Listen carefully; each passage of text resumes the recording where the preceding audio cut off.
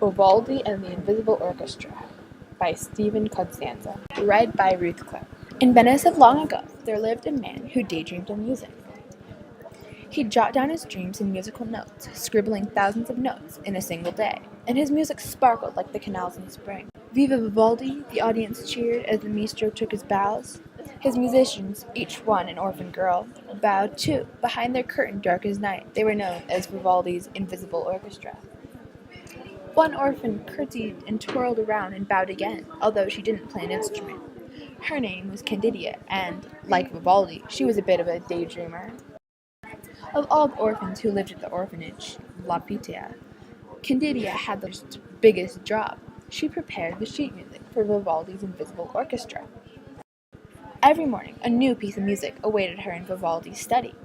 On one particular day, Candidia read the title, La Notte, as she carried the music up to her room. A concerto about the night? Why, there must be moonlight in it, she thought. Her quill lightly touched the blank paper, and a tiny note appeared, an exact copy of the concerto's first bass note.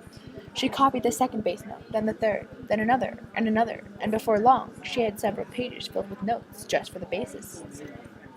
And the violins, they must be the glittering stars. She copied every violin note in the score, and soon several pages were filled with notes just for the violinists. And the violas were the fireflies, and the cellos below them the crickets. When all of the notes were copied and the last drop of ink had dried, she proudly delivered La Notte to the Invisible Orchestra.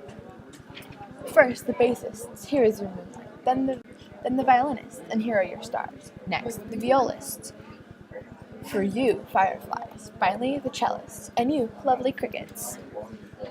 The Invisible Orchestra never paid Candidia much attention.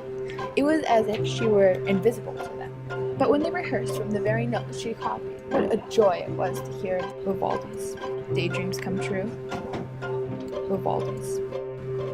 One brisk morning, while copying notes for a new musical piece, she thought about the title, L'Inferno. A concerto about winter?